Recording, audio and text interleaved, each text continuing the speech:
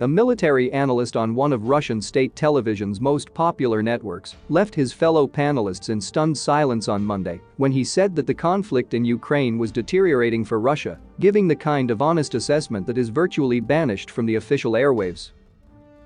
"The situation for us will clearly get worse," Mikhail Kuderianok, a retired colonel and a conservative columnist on military affairs, said during the 60 Minutes talk show program on the Rossiya network. It was a rare moment of frank analysis in a country where criticizing the war effort can result in a prison sentence, and broadcasters have generally adhered to the Kremlin's talking points. The problems that Mr. Kuderianok referred to, sometimes obliquely, included low morale, the array of Western countries aligned against Russia, and the amount of fighters and material that Ukraine was assembling.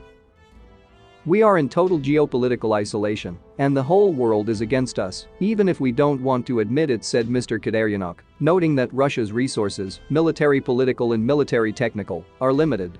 He urged Russians not to take informational sedatives. The clip was first highlighted by Francis Scar of BBC Monitoring, which tracks Russian broadcasts. Aside from questioning Russia's position, it was a remarkable moment because Mr. Kuderianok noted that Ukraine seemed to have momentum. Russians mistakenly tended to try to extrapolate the problems of a few soldiers in the Ukrainian army to denigrate its whole military, he said.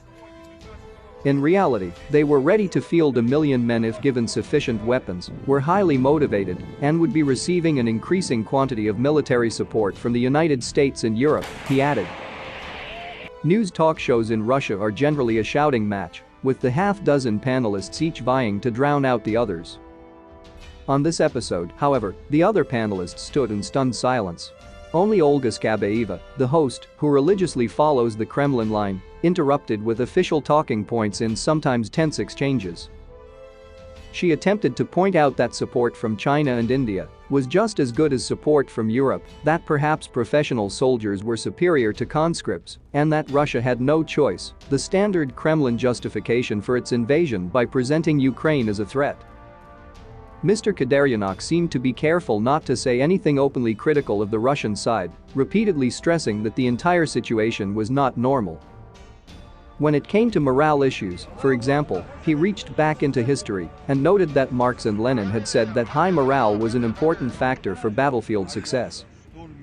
He did not refer directly to recent indications that the Russian army is suffering from morale problems. In March, Russia criminalized denouncing its war effort, including even referring to it as a war rather than a special military operation. Mr. Kuderianok has been critical of the Russian military operations in the past.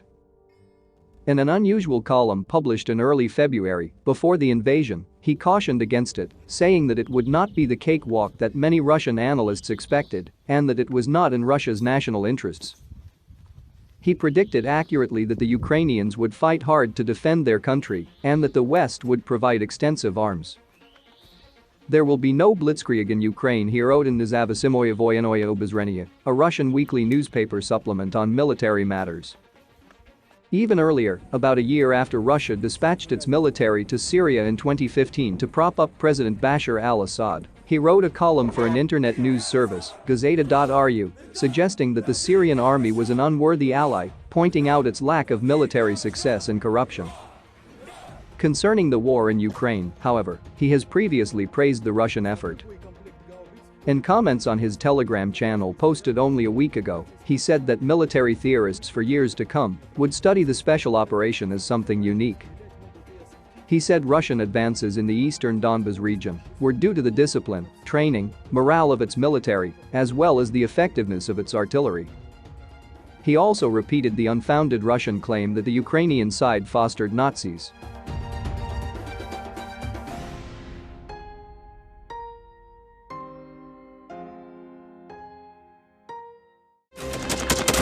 Thanks for watching, and don't forget to subscribe. Also, if you want to support Warthog Defense, please become our member and get early access to new videos, exclusive members-only videos, and become administrator in comment section. The membership link is in the description. Rescues every day. We had a guy last week at 6 rescues in 6 days. He's doing the job every day.